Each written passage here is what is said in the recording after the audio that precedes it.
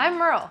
I work in the world of wellness, so I know as well as anyone that it has its benefits. But, like all major industries, it also has its fair share of chicanery, and I'm here to find the truth. Today our topic is organic food. Never heard of it? My relationship with organic food is similar to my relationship with eye cream. It touts many benefits, it's expensive, and I buy it because people tell me to. But what does organic really mean? What am I paying for? And does it justify the cost? I'm gonna get to the bottom of it, with the help from some experts. So what does organic mean? Produce can only be considered USDA organic certified if the soil it was grown in had not come into contact with any prohibited substances in the last 3 years, such as synthetic fertilizers or pesticides. To use the organic label, a farm must undergo a 3-year transition period and receive an annual inspection from a certification agency. Today, only 1% of farmland is certified organic. One of the things people have a strong misconception about with organic farming is that organic is some kind of thing that exists in nature and that organic standards are enforcing that way of farming or of growing food. As organic fetches a higher price premium for farmers, there's been issues with fraud in the organic community. There have also been large corporations entering the organic space that are less stringent about soil health and animal welfare compared to the vast majority of organic farmers. Let's take a look at the history of the organic movement. First of all, organic is nothing new or trendy. Humans have been farming for more than 10,000 years. The vast majority of that time we were farming with natural methods that would be considered organic today. It wasn't until the 1940s that we started to introduce synthetic pesticides like DDT into farming. Today's organic movement really formed in response to those synthetic chemicals being introduced to agriculture. We have to remember that chemical industrial agriculture is a brand new experiment that's only been around for a short blip of human history. In the short time it's been around, it's been rapidly degrading soils, eradicating biodiversity, and releasing alarming amounts of greenhouse gas emissions. So why is organic food more expensive? According to Consumer Reports, organic foods and beverages can cost nearly 50% more than non-organic alternatives. Much of it can be attributed to the higher production costs for actually growing and raising the food. Some of these costs include building soil fertility or avoiding synthetic additives and pesticides, higher standards of care for livestock, while also ensuring fair hiring practices to producers and laborers. Organic farming tends to be more expensive because the main way many people access organic food is through conventional grocery stores, which were set up for conventional agricultural markets. So one thing that conventional agriculture has that organic farming does not have is a much more reliant supply chain. So there are synthetic inputs that allow crop yields to be far more consistent in conventional agriculture than they are in organic agriculture, particularly when we start talking about smaller scale organic farms, such as community supported agricultural programs, where in those instances, you're really just at the whims of the elements. So if there's a particularly low yield year, then to recuperate the losses, organic farmers will tend to increase the price for their goods. Despite that fact, depending on where you live and the time of year, there are instances in which organic food is actually cheaper than conventional food. Now that we know why it's more expensive, let's see if it's actually worth the extra money. According to the Mayo Clinic, studies have shown some differences between organic and conventionally grown food. But there's not enough information yet to tell if these differences add to any real health benefits. Liz Applegate says, "My advice is to buy organic when affordable, but for a consumer trying to feed a family in as healthy a way as possible, the cost probably isn't worth it. What's more important is simply eating fruits and vegetables, no matter how they were grown." Some studies have come out recently showing that the nutrient levels in organic food versus industrially grown, chemically grown food are about the same. My response to those studies is, whose organic food are you comparing? There's big companies, big organic ag, where all they try to do is just meet the standards, and so that food will probably not be much more nutritious than conventionally grown food. But there's other small farmers who really take a lot of care and attention in the way that they practice, and their food might be significantly more nutritious than conventional farmers. Today we're using more than 1 billion pounds of pesticides just in the US every year, and that number's on the rise. Pesticides are harmful because they decrease biodiversity as they reduce the numbers of pollinators, birds, and other species. They run off into waterways. Today, Roundup alone is found in 70% of rainwater samples. And of course, they're harming the health of farm workers who apply them and work in the fields where they're used.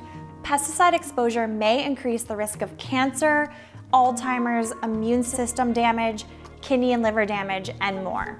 If organic farmers do use pesticides, they can only use chemicals from the National Organic Program's approved materials list. These pesticides tend to be naturally occurring rather than synthetic and break down quickly. So is organic food better for the environment? There's not a simple answer to this one, and experts still seem to be in disagreement for a few reasons. Smaller organic farms tend to have a more positive impact on the environment than large-scale organic farms, and they especially have a better impact on the ecosystems directly around them. However, space and lower yields can become a concern in organic farming. In 2017, the US imported at least $2 billion worth of organic food to try to keep up with the demand. Needless to say, this is not more eco-friendly. But when it comes to actual farming practices and building healthier soil, which does help fight climate change, organic farming wins out big time over conventional farming. Organic farms build soil health. There's actually more living things in 1 teaspoon of healthy soil than there are people on the planet. Not only does it allow us to grow the plants and food we need to survive, but it keeps carbon, a powerful greenhouse gas, locked underground rather than releasing it into the atmosphere. Sequestering this carbon in our soils is one key to getting a handle on the climate crisis. Industrial agriculture has been incredibly damaging to our soils. Practices like monocropping, synthetic fertilizers and pesticides, and intensive tillage have severely degraded 1/3 of our soils globally.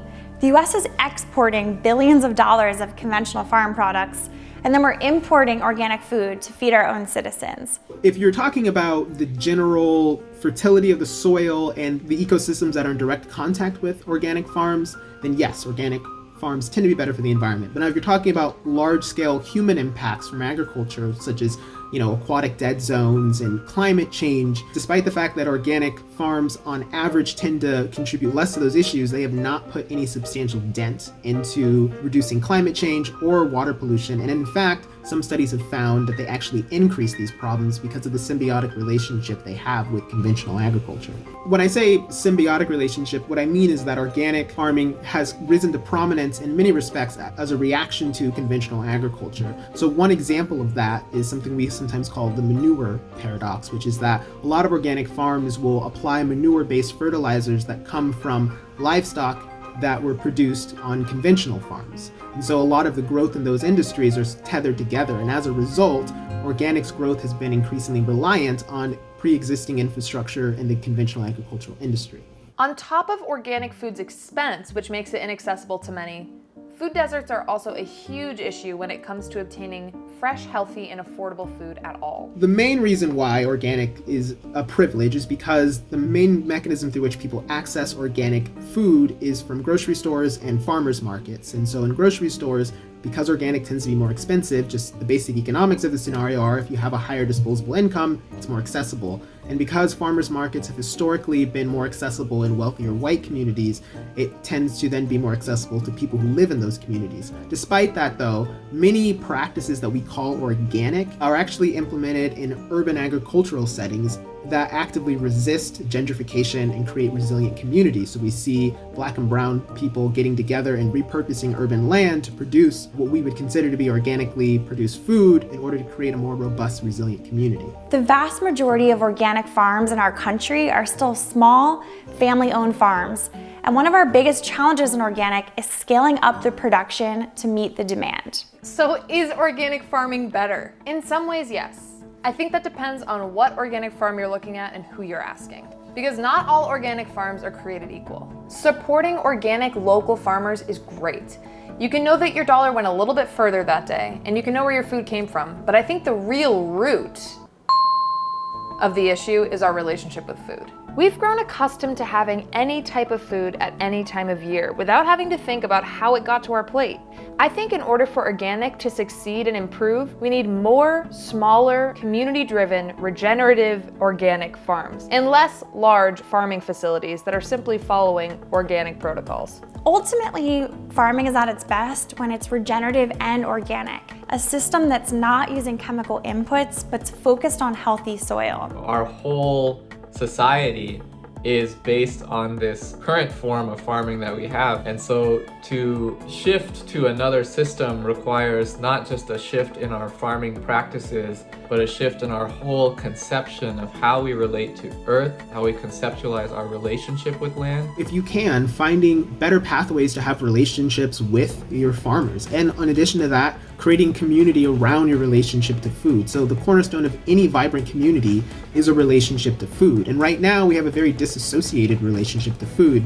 We make choices in grocery stores, we make choices at restaurants, when in fact we could be making choices about how our food is produced and how we prepare our food. For those of you at home who just want to implement some simple best practices when you go to the grocery store, check out the Dirty Dozen list. The list includes fruits and vegetables that are found to have the highest pesticide residue. To me, organic farming is a great first step in, people starting to remember that their relationship with the earth isn't one of inherent toxicity. Like, you don't have to destroy everything around you to feed yourself, which is great and amazing, but that's not where this conversation ends. So what if instead of the highest yields, we demanded healthy food, an equitable food system, farming that improves our resources rather than degrading them? We need agriculture that can be sustained for generations. We need regenerative organic agriculture for the future.